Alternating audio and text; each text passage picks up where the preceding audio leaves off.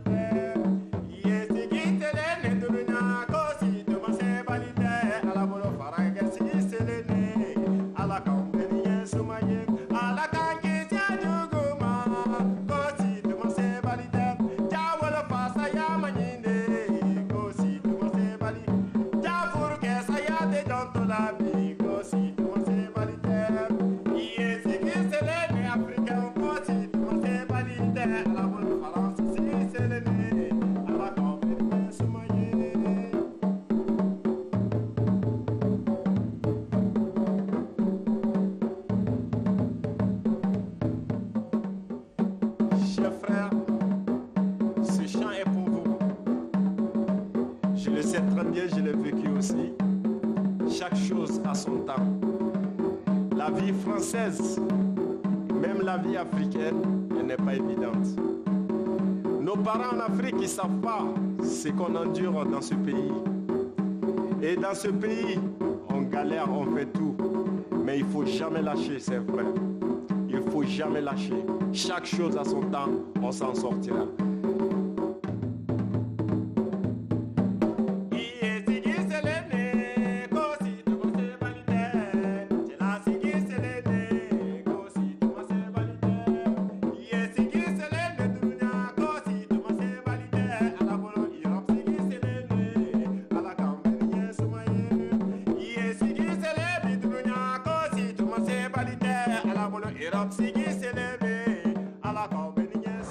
Ce qui me motive à faire ce film, c'est justement pour parler de la souffrance de ces personnes qui sont dans le foyer et qui sont issues de l'immigration, qui souffrent tout simplement du fait que les gens au village, à un moment donné, se sont dit on compte sur vous parce que il n'y a que vous qui pouvez nous apporter un soutien économique. Mais ce qu'ils oublient, c'est que le soutien économique, il va aussi avec un bien-être. Et donc ces gens-là, ils ont tout perdu. Ils ont perdu la foi du fait que tout simplement, ils sont dans une société qui est très très difficile.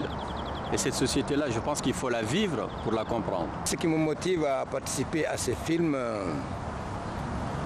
c'est pour démontrer une bonne fois pour toutes à tous nos compatriotes qui sont restés au pays, qui ne sont jamais venus dans ce continent et qui comptent venir ici un jour. Qu'ils sachent qu'il y a la réalité du terrain qui est là, dont on ne parle jamais. C'est très facile pour chacun d'avoir un billet et de dire que je vais en Europe. Allez hop, on y va. C'est bien beau. Mais le problème qu'il y a, c'est qu'il ne faut pas qu'on vous cache toute la vérité. Il y a de ces situations ici, si on vous en parle en Afrique, personne n'en croira ses yeux. Et pourtant, c'est des situations que l'on vit ici tous les jours, que des hommes, des femmes vont en Afrique tous les jours, qui reviennent, mais qui ne vous disent pas. Parce qu'il y a une telle hypocrisie aujourd'hui dans la tête des gens, qui fait que ceux qui sont restés là-bas, on ne leur dit pas toute la vérité. Parce que quelqu'un oro obire mo ko quoi santi buro khat dungan gonya. Parce que anke madame paba angana kinye mo khara gota ikunta kamul lega fosi de berni il mulanya na suta nakiniya. Anke khayme parce que tes parents, ils arrivent à un stade où tu arrives à un stade où ils ne veulent plus te prendre en charge. Tu es arrivé à la majorité, ils veulent que ce soit plutôt toi qui les prenne en charge. Donc, il dit ça fait compliquer la situation. Parce que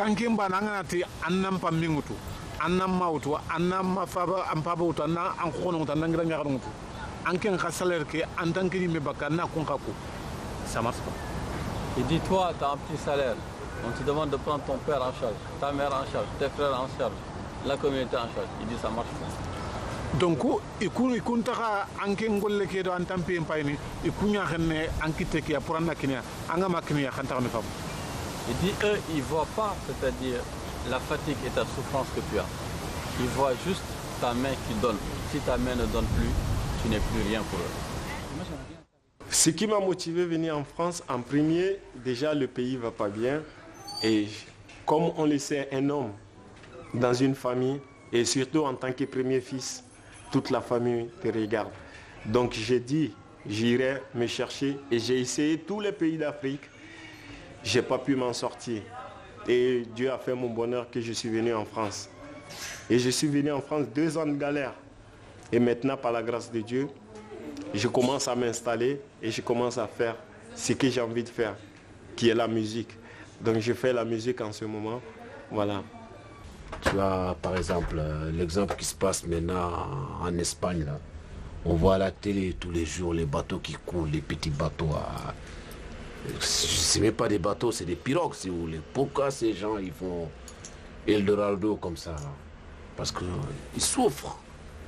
Ils en ont marre, il faut qu'ils bougent, il faut qu'aller chercher du travail. N'importe où tu peux trouver du travail pour s'en sortir, pour vivre. Et pas toi seulement, toute ta famille qui s'en sort.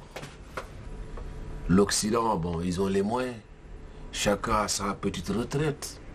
Ta grand-mère, ton grand-père, ta mère, elle a 60 ans, elle a sa petite retraite. Au pays qui est en retraite, on n'en a pas. Tout le monde cultive la terre. Et la terre, il faut que ça soit arrosé. Et si le bon Dieu, il n'accepte pas que l'eau, il tombe la pluie. Mais quand il bouge, c'est normal, les gens qui sont sur place, ils comptent sur toi. Parce que le retraite, c'est à toi, c'est toi. Le retraite, c'est moi. Moi qui est là, qui gagne 1000 euros. Tu sais très bien comment on vit. Et voilà l'exemple là où on est dans cette chambre. Pourquoi on est 3 là-dedans, 3 lits. Et lui, il travaille au reste. Moi, je travaille à SPP. L'autre, il travaille à Sodexo. C'est tous des plongeurs. Combien? 1000 euros. 1000 euros. Comment ils vont La mairie du 19e, il va me donner un logement pour que je paye à 900 euros. Je dirais non. Je m'en sors pas. Et on a choisi les sons à contrat, les foyers comme ça. Avec 300 euros, j'ai dit, écoutez, il me reste 700 euros. Et 700 euros, les mamans, les papas, 80 ans. Et les enfants, les femmes. Il faut que tu payes le mille, le riz, et ainsi de suite. Chaque mois, on envoie l'argent pour qu'ils se nourrissent. Parce qu'ils n'ont pas d'autre solution. Comme tu dis tout à l'heure, là, s'il y avait à l'époque, tout le temps, on n'a pas de sécheresse. On a la pluie qui tombe. On a nos mains. Même si on n'a pas de machine, on peut se débrouiller à notre façon. L'Africain, c'est un travailleur. On est des grands travailleurs, tout le monde le sait. Mais parfois, j'ai dit, j'ai pas de choix.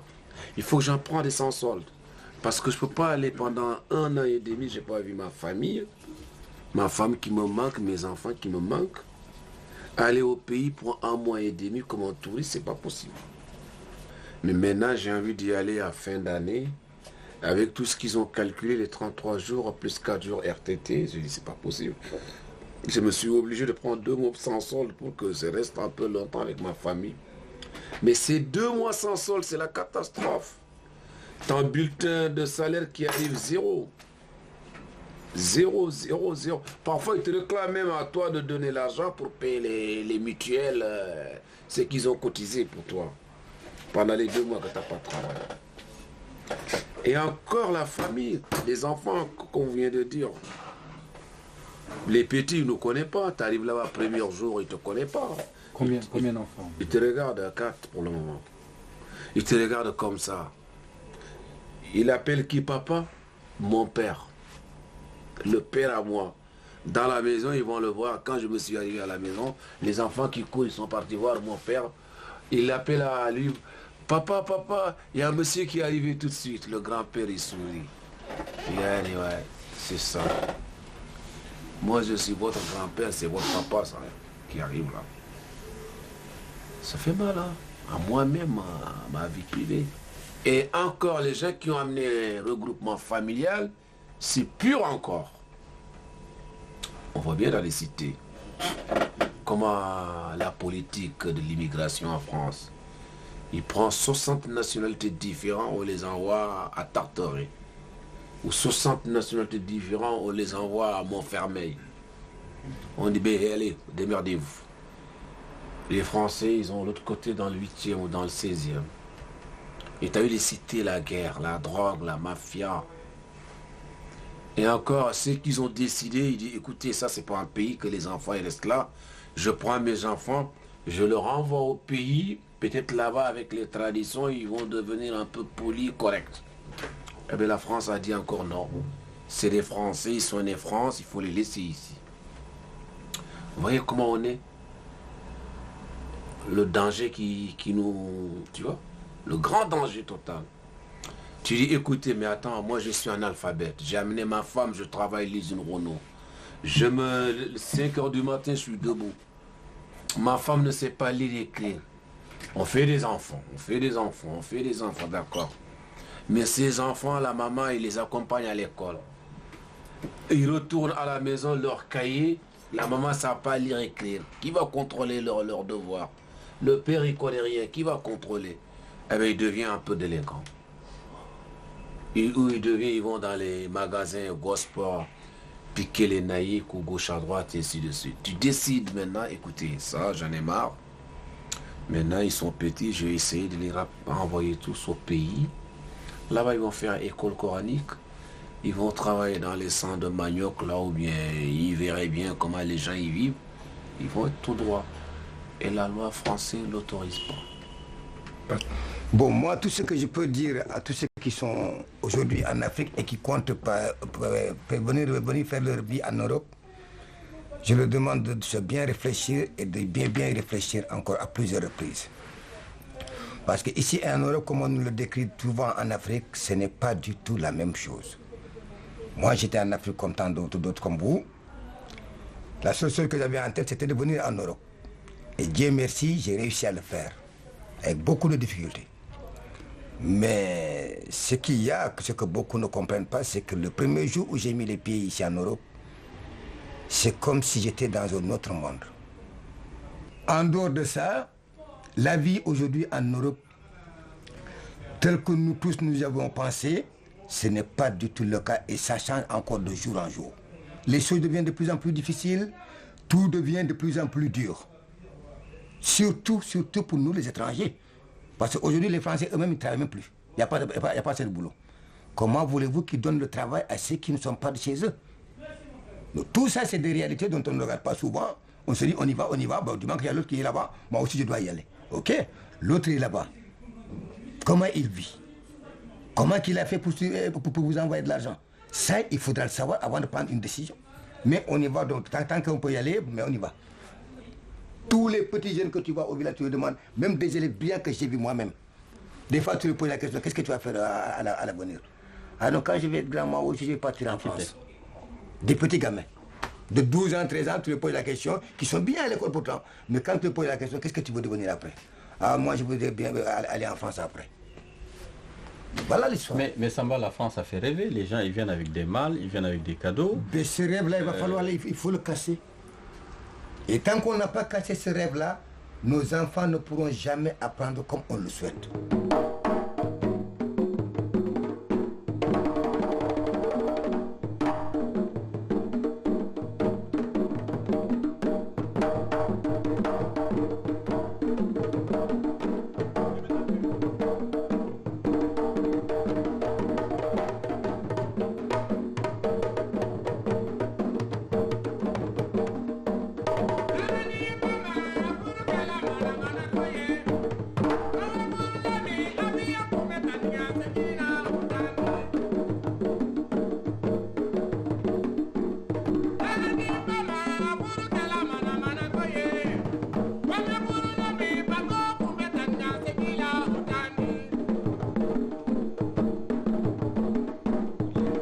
Mais il ne faut pas oublier aussi que,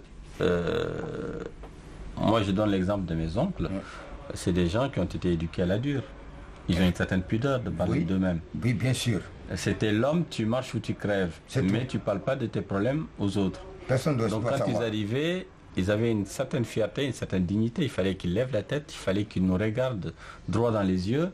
Il fallait qu'ils nous montrent que malgré Malgré toute la souffrance qu'ils avaient, il fallait qu'ils se tiennent debout et qu'ils disent aux enfants, je suis là, j'ai vécu à l'étranger pendant des années. Oui, c'était une fierté pour eux. Je suis là devant vous, j'existe, je vis encore, même si je dois repartir. Comme s'ils nous disaient, comme s'ils réitéraient, en fait, la souffrance. Venir nous voir et repartir dans la souffrance, mais sans rien nous dire. Il fallait qu'on devine. Moi, je l'ai su quand je suis arrivé en France et que j'ai vu qu'ils dormaient dans des chambres où ils étaient 4. C'est vrai. J'ai halluciné, je suis tombé des nues. Mais il y avait des chambres de 7 personnes ici à de Vidanger, ici, voilà, 14 personnes. Voilà, je me suis dit, c'est pas possible. C'est vrai. Toutes ces personnes que j'avais vues, j'avais vu leurs portraits quand j'étais petit. J'avais vu des belles photos sur les Champs-Élysées, je les ai vus à l'usine Renault. Ben ouais, ça te fait rêver, ça te fait rêver. Je me suis dit, mais ils sont dans le paradis, dans le bonheur. C'est la vérité. Dans le bonheur. Ouais. Et donc ça a alimenté un peu le fait que, enfin, tout ce que je voyais au cinéma, je me souviens des films de Belmondo, hein, Ouais, qu'on me montrait. ouais. Et à partir de ce moment-là, je me suis dit, mais Ils vivent comme ça. ils sont dans le paradis, quoi. Ça se passe très très bien. Mais, Ça a trompé beaucoup de gens. mais moi-même, j'ignorais un peu cette souffrance qu'ils avaient. Mon cas, heureusement que on n'en est pas arrivé jusqu'à là. Mais moi, j'ai bien vu qu'en Afrique, quand tu vas là-bas, surtout moi, quand j'ai été là-bas, les mêmes vite comme ça. Le peu d'argent que j'avais, je les ai mis dans ma poche ici. Le temps d'arriver à Bruxelles, déjà, j'avais fini la moitié de mon argent. Arrivé à Bruxelles, j'ai pris l'avion, je suis arrivé à Dakar. Le peu que j'avais, je les ai tout tapés à Dakar. Arrivé au village, j'ai appelé mon père, je lui ai dit que j'ai rien. Il me dit, t'as rien, pourquoi t'es venu? Tu m'as Mon propre père, hein, au lieu d'être content de que son fils, bon ça il a été, ça n'a pas marché. C'est un système que je connais de A à Z. Si tu n'as rien, il vaut mieux crever ici que d'aller là. Là-bas, quand tu es rejeté par ta propre famille, il vaut mieux être rejeté par les Français ici, hein, que quand tu es chez toi-même, ta propre famille, quand tu es rejeté. Surtout que c'est une façon, ils ne te le disent pas, mais ils te le font en douce.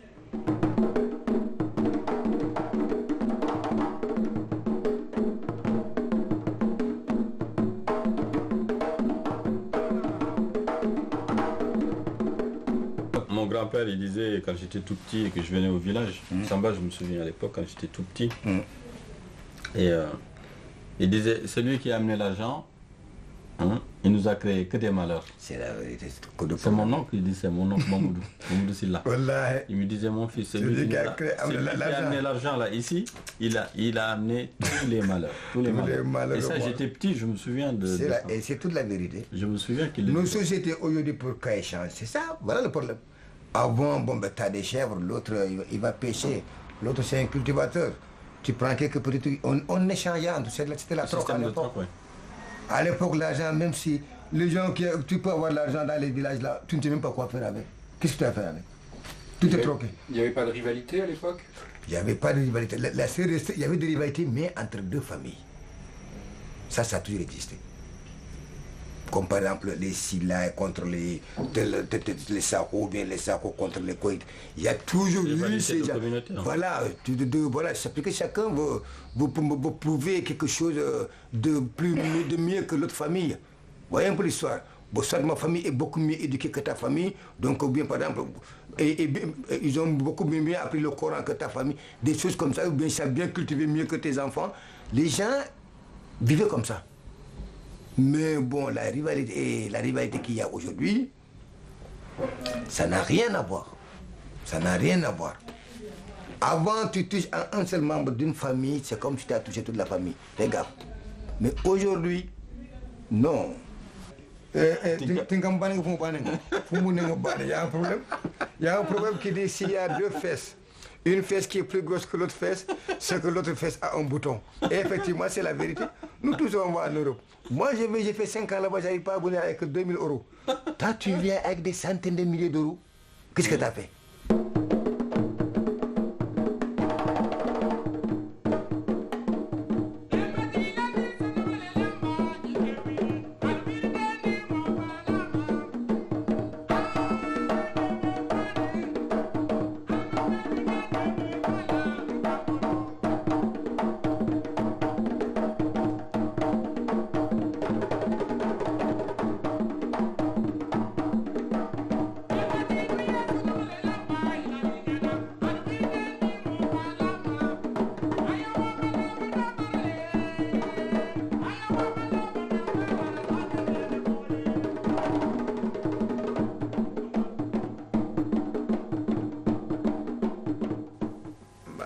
sais, ma perception des choses, elle est un peu philosophique. Hein.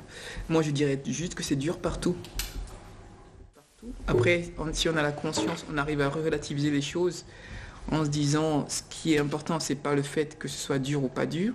Ce qui est important, c'est que je cultive mon bonheur. Là, ça change. On est dans une autre dimension. Là, du coup, les choses deviennent plus ou moins dures. Voilà, c'est ça le truc, quoi. Si tu penses que c'est dur parce que tu n'as pas l'argent qu'il faut pour envoyer aux parents, ou que tu n'as pas les habits à la mode, ou les chaussures, comment ils appellent les chaussures, les sapeurs, là. Ouais. Voilà, ils n'ont pas tout ça, et ils peuvent dire que c'est dur, mais si tu es modeste, comme dirait l'autre, si tu accroches ton bonheur très haut, tu seras malheureux souvent, mais si tu accroches ton bonheur tout bas, tout petit, eh bien, tous les jours tu seras heureux. Donc c'est pas dur, mais ça peut être dur. Là, Bamako, vous l'avez vu, Bamako? Bamako, j'ai Avec entendu Cher parler. Sissoko. Ah, ça, il faut le voir, ce film-là. J'ai entendu parler. C'est-à-dire, c'est le procès du Fonds monétaire international dans une cour à Bamako. Et ça, je pense qu'il faut le voir. Parce que, Oui, j'ai vu ça à Télé Sud. voilà. Ça, Souvent ça. voilà. Il y a des avocats français là. Voilà. Ah, ils ont fait le procès en plein air comme ça. Oh là là. Ouais, dans la cour, ça c'est Dans la intéressant. cour en plein air, oui. Voilà, pour vous montrer aussi le gars qui était couché, qui était malade, l'enfant qui circule. Dans le secteur informel, la femme qui faisait qui plongeait le tissu dans l'indigo, dans la cour. Donc on faisait le procès du Fonds monétaire international. Moi, ce que je peux vous dire. Le Fonds monétaire international qui est arrivé et qui a dit bon voilà, il faut supprimer des postes pour que l'Afrique marche. Comme ici en France, il faut supprimer des postes dans l'administration, il faut resserrer le budget. Tout ça, c'est des conneries. Parce que là-bas, ils ont fait ça, les FMI, ça fait plus de 20 ans quand ils ont arrivé, les conditions pour injecter l'argent dans l'économie, c'est-à-dire de certains pays, ils ont demandé à ce que l'administration fasse un plan social. Voilà. Et donc du coup, ils ont licencié pas mal de gens, des instituteurs, des infirmiers, dans tous les secteurs, ils ont licencié. Un infirmier, excusez-moi. Okay, ils vont où ces gens? Voilà, ils ont licencié. Tu avais un boulot, tu as perdu ton boulot. Oui. Ils vont où? Ils ont licencié, et ils ont demandé, ils ont dévalué aussi. Il ne faut pas oublier qu'ils ont dévalué la monnaie. Non seulement ils ont dévalué la monnaie, mais ils ont demandé aussi à ce qu'il n'y ait plus d'embauche. Et qu'au bout de quelques années, ils avaient misé sur je ne sais pas combien d'années, qu'on allait arriver à stabiliser l'économie, c'est-à-dire de certains pays en Afrique, et d'où, c'est-à-dire pour que les pays puissent prendre leur essor et leur économie. Mais tout ça, ça a été des conneries. L'FMI a appauvri tous les pays qui avaient signé et qui ont reçu de l'argent. Ils se sont surendettés. Et le pur encore, on est bon, je ne fais pas la politique, mais il faut tout dire. Le pur encore, on est gouverné par des gens, je ne comprends pas. Des personnes, moi parfois, je dis, ils n'ont pas de cœur. Parce que moi aujourd'hui, vieux, tu me donnes un village ou un royaume ou un pays pour gérer. Normalement, je dois réfléchir, que ça soit bien géré pour que tout le monde s'en sort. Pour tout le monde qui vit, c'est ça le pays. Le pays, c'est pas... Bon, vieux, il est devenu président, ouais, avec des gros costumes, des voitures blindées, des gardes-corps. J'arrive à Paris, à Porte-Maillot, Hôtel Concorde Lafayette, 5 étoiles, tu dors. Ton peuple est en train de crever. Et dès que vieux arrive un grand dictateur, il est élu au Sénégal, en Mauritanie, au Mali, il s'embrasse avec les Mitterrand, les Chirac, les Giscard. On a bien vu, mais pas longtemps. C'est la réalité, on ne fait pas la politique aujourd'hui. Moi, je dis la vérité. J'aimerais bien voir ces gens-là, les gens qui sont en France, là, qui dirigent les pays, soi-disant un pays de droit, un pays de ceci, un pays de cela. Regarde l'exemple de Omar Bongo Odimba. Regarde bien l'exemple de M. Bongo, là. Qu'il est dans un pays, la population, même pas 2 millions d'habitants, le Gabon. Ils ont du pétrole, ils ont de manganèse, ils ont du bois, ils ont du fer, ils ont de l'or, il a tout ce qu'il faut. 41 ans au pouvoir et la moitié il crève de faim. Et ce monsieur, il vient à Paris, il s'embrasse avec les Bush, les Sarkozy, les Chirac, les machins. Et ce monsieur qui est en Afrique, son peuple, qui est en train de crever, c'est lui qui finance les campagnes électorales françaises. C'est la honte, ça. Et par exemple, un petit Gabonais qui quitte au Gabon, il n'a pas de boulot, il n'a rien.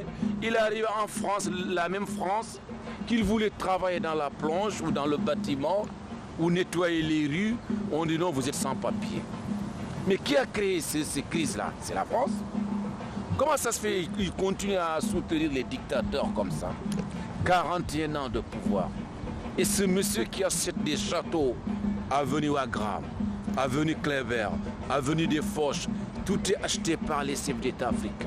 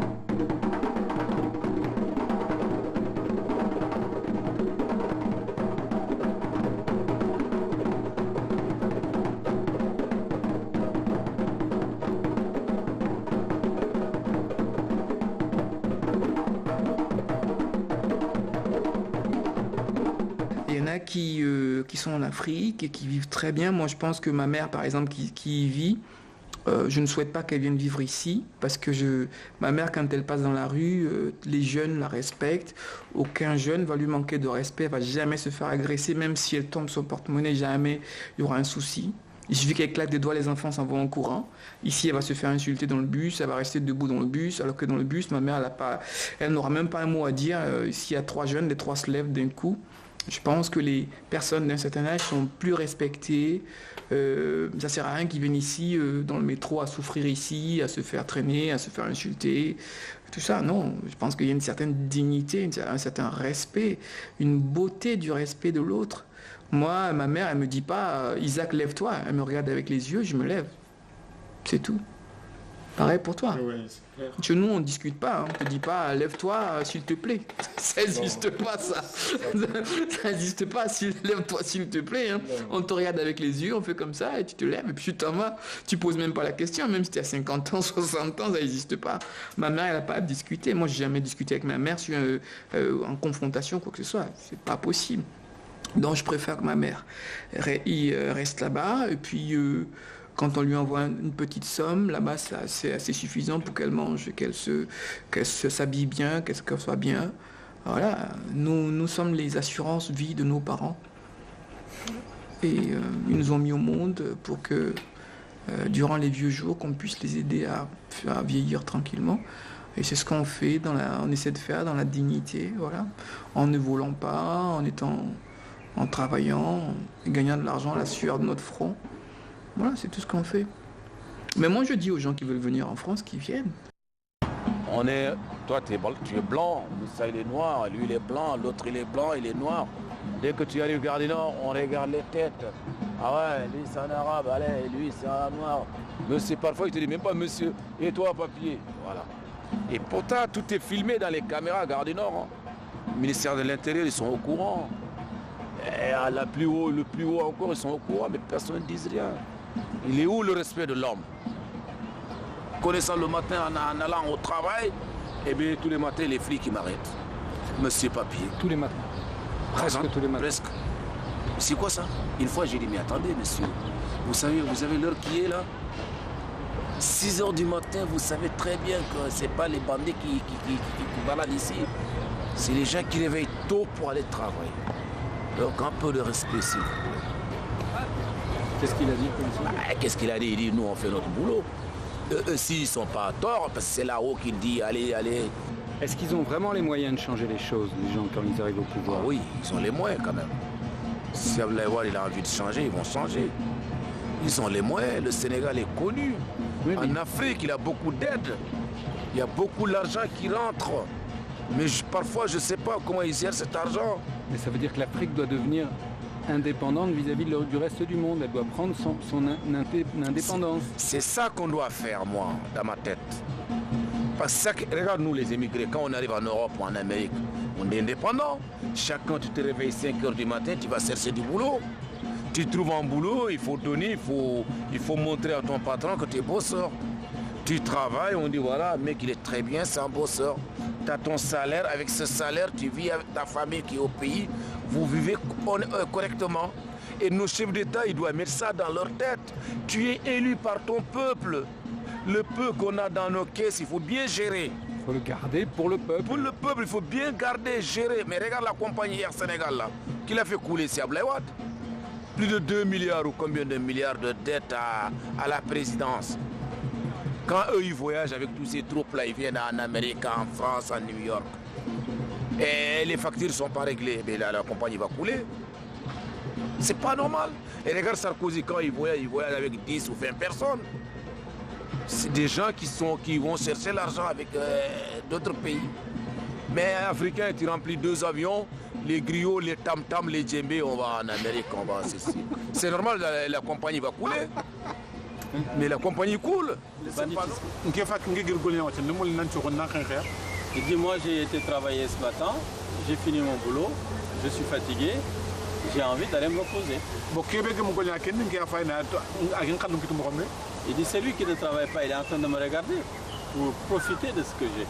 Donc il mulla angaro ke film mo rega ba debe ni mulla ina kenya bege Anti angoro go film le kundu pour inotu o bire mo koni ku ado golia mo koni ku ado oga me no ko mo kombe voilà. Kenya ni gamu le gatu. Il dit que ce film aussi hein, c'est pour comprendre comment on fonctionne, quelles sont les difficultés et justement si on fait des films c'est pour montrer tout cela aussi. Il dit, le tracteur, nous n'avons pas fabriqué le tracteur. Avant, on avait le matériel pour aller cultiver, manuel. Maintenant, pour faire vivre plus de monde, il dit, ce matériel-là, il ne suffit plus. Et même ça, même quand on cultive là, on n'a plus la pluie. Avant, on comptait sur la pluie, il y a la sécheresse. Il dit, il faut aller chercher l'eau loin. Le tracteur, il faut l'avoir. Et ce tracteur, il faut savoir l'entretenir. Il faut savoir changer les pièces. Il faut savoir la mécanique. Il dit, et donc, on est dans un monde où il nous faut ces techniques-là. Et ces techniques-là, c'est ça qui nous manque. Et plus notre communauté aussi, elle s'est agrandie. Et donc, du coup, nous, on est pris aux gorges parce qu'on est là. Parce qu'on doit pallier à tous ces manques-là, là-bas. Ils ont tous les yeux ouverts sur nous et ils comptent que sur nous. Donc, à un moment donné, si on a envie de renverser cette tendance, il va falloir qu'on apporte tout ça.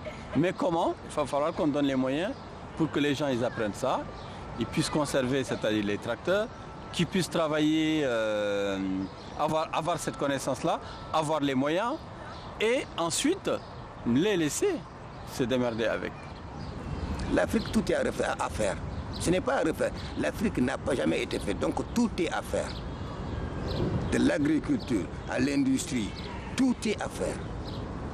Donc, qu'est-ce qui nous empêche, nous aussi, de nous lancer, comme certains le font aujourd'hui, pour participer à cet événement qui va arriver dans les années à venir sur ce continent dont on dit le continent le plus pauvre au monde, alors que c'est le continent le plus riche de tous les continents. L'Afrique en elle-même, l'Afrique n'est pas pauvre. C'est l'Africain qui est pauvre. Et pourquoi cette pauvreté alors que l'Afrique est riche? Ça, il faut le trouver.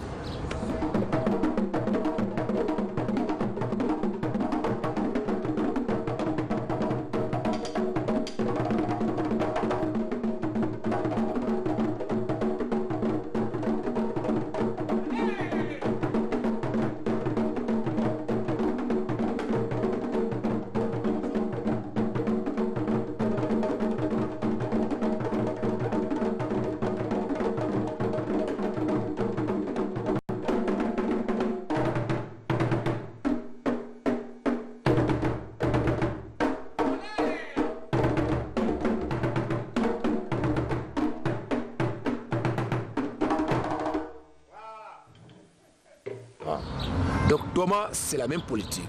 Il est arrivé, il a dit voilà, nous on est des paysans, on est des cultivateurs, on cultive le mil, le manioc, l'arachide, il faut qu'on consomme nos mil et nos manioc.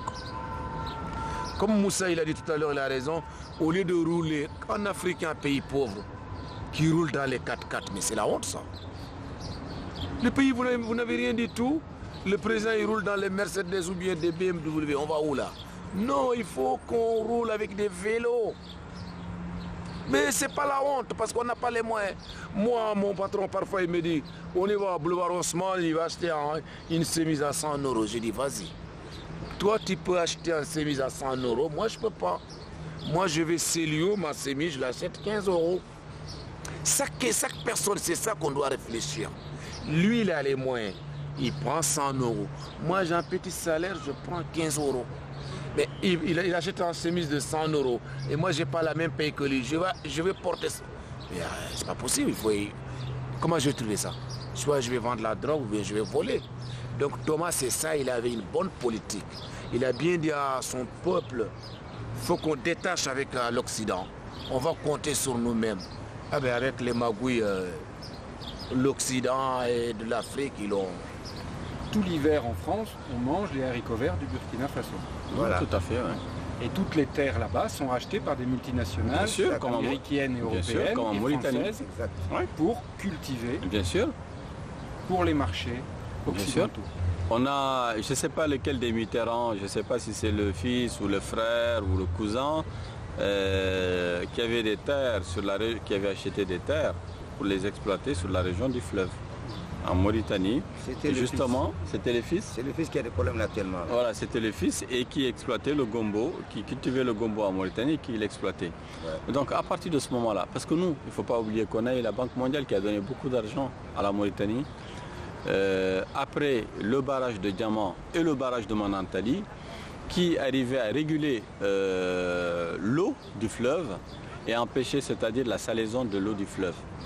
Et donc, à partir de ce moment-là, ils ont donné beaucoup d'argent, c'est-à-dire à la Mauritanie et au Sénégal, pour irriguer les terres du Sud. Qu'est-ce qui s'est passé? Ils se sont mis à donner ces terres-là aux Occidentaux. Et qui venaient, qui occupaient les terres et qui cultivaient ces terres-là.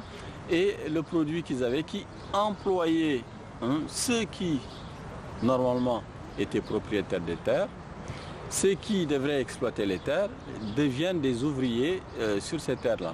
Et une fois qu'ils ont exploité, c'est-à-dire les produits de ces terres, ils les envoyaient en Occident. Et voilà, ils ont des devises, ils ont l'argent, et là-bas, les gens, ils continuent dans la misère. Et donc, mais ça se fait pas, ça se fait avec nos politiques. Mais oui, voilà, ça se fait avec nos politiques. politiques. Le Sénégal, par exemple, avec les Chinois, ce que Wade vient de faire, là, il les a cédé combien d'hectares de terrain pour faire leur agriculture là-bas, mais tout ce qui sera cultivé dans ces terres sera transporté directement en Chine. D'accord, le produit sera payé au prix normal tel que les emplois seront du Sénégal, mais le produit sera vendu en Chine. Vous voyez? Donc ce qui veut dire que celui qui n'a pas de terre ou n'a pas les moyens de s'en faire, donc dans 10-15 ans, tu n'as plus de terre. Moi j'ai entendu un discours assez souvent de nos chefs d'État. Mais oui, parce qu'eux, ils ont les moyens d'exploiter nos terres. Donc on va leur donner nos terres, mais en contrepartie, ils vont nous embaucher de la main-d'œuvre. Voilà. Est-ce que c'est ça qu'il nous faut? Est-ce que nous, on devient maître, c'est-à-dire de notre destin? On prend en charge, c'est-à-dire notre destin, on cultive nos terres nous-mêmes, on exploite nous-mêmes, ou il faut toujours faire recours à des gens qui viennent de l'extérieur pour les exploiter pour nous. Et nous, on est ouvriers, on a un petit salaire qui... Comme le cas de Zimbabwe. Moi, je salue un peu le courage de M. Ndiaye, qui dit « Je suis venu, j'ai vu », ça m'a donné des idées. Et ça, c'est très important. Et je pense que la société a été toujours en mutation. Elle l'est aujourd'hui, elle le sera demain. Qu'on le veuille ou pas, même si on ferme les frontières, les gens continueront à venir. Et qu'un jour, espérons que voilà, c'est l'Occident qui va venir immigrer en Afrique. Et ça commence déjà. Moi, j'ai rencontré beaucoup de Français qui vont au Mali, qui vont émigrer là-bas pendant quelques années, qui apprennent la musique, qui apprennent les danses traditionnelles, et ensuite qui viennent ici et qui en font leur métier. Mais c'est ça en fait la richesse des cultures. C'est permettre aussi à ces gens-là de venir à un moment donné de prendre ici ce qu'ils ont envie, ce qui peut servir là-bas, parce que tout ne va pas servir là-bas. De prendre ce qui peut nous servir et de l'amener avec eux. Puis je me suis imprégné de la culture française, la double culture. Maintenant, j'estime que j'ai une double culture. Je me sens très africain, mais je me sens aussi très européen. Et là, cette double culture c'est une richesse tout de même. Et, mais c'est une vraie double culture. C'est pas une culture, tiens, j'ai un pied en Afrique, matin, midi et soir, je mange comme en Afrique, et en même temps, je m'habille comme un blanc. C'est pas ça. La double culture, c'est vraiment s'imprégner d'une culture, être quelqu'un de fini, de défini, pour mieux s'exprimer, pour mieux exprimer sa richesse. Moi, je me rappelle quand j'étais petit, il y avait ma mère racontait un conte que je ne comprenais pas d'ailleurs. Le fait, en fait, de changer peut être un problème parce que moi, aujourd'hui, il est clair que quand on me voit, quand je vais en Afrique, quand les policiers m'arrêtent, et ils disent, toi, t'es un blanc, toi. Viens ici. Donne-nous de l'argent, sinon tu bouges pas. Ils me disent, toi tu es un blanc, tu peux dire ce que tu veux. Ici, je suis considéré comme un noir, là-bas, je suis considéré comme un blanc. Ce que je sais, c'est que le changement est quelque chose qui est difficile à faire valoir. Moi, je changeais, je sais que je suis devenu une autre personne. Je ne suis pas devenu blanc, je suis devenu un noir qui aime beaucoup plus l'Afrique que les noirs qui sont en Afrique, car quand on s'éloigne de quelque chose, on l'aime beaucoup plus. Comme par exemple, quand on s'éloigne de sa copine pendant longtemps, le manque est plus fort. Quand on vit avec au quotidien, on ne sent pas justement cet amour profond qu'on a pour cette femme ou pour le bien-aimé. Mais quand on parle longtemps, comme moi j'ai été écarté de mon Afrique, si longtemps, mais j'ai un amour immense pour l'Afrique, qui est dû au fait que j'ai compris la richesse de l'Afrique, qui n'est pas dans le folklore qu'on veut nous vendre ou autre chose. L'Afrique, c'est la terre primaire. C'est de là que tout part. Le berceau de l'humanité. Donc on peut dire ce qu'on veut, tout part de là. Et donc à partir de là, la richesse ultime, elle est là-bas. Après on veut nous vendre des choses, on nous vend ci, on nous vend ça. Moi non. Moi, ma perception, c'est que l'Afrique, elle est l'ultime, la place ultime. C'est de là que tout part. Toutes les musiques partent de là-bas, les instruments, la parole part de l'Afrique. Tout part de l'Afrique. Et donc, j'ai cette conscience profonde-là. Et à travers les contes, à travers ce que j'écris, à travers mon comportement, j'essaie de rendre fiers les Africains de ce qu'ils sont, parce que moi-même déjà, j'essaie d'être fier et de donner envie aux gens d'être fiers d'être avec un Africain. C'est ça notre rôle aujourd'hui ici. On est des ambassadeurs tous dans notre comportement de l'Afrique. Chacun à son niveau. Et quand je vais à Dakar, quand je vais à Nouakchott et que je vois que les jeunes aujourd'hui, ils disent on galère, mais on n'a pas envie d'y aller. Parce qu'on préfère mourir digne qu'avoir la richesse dans l'esclavage.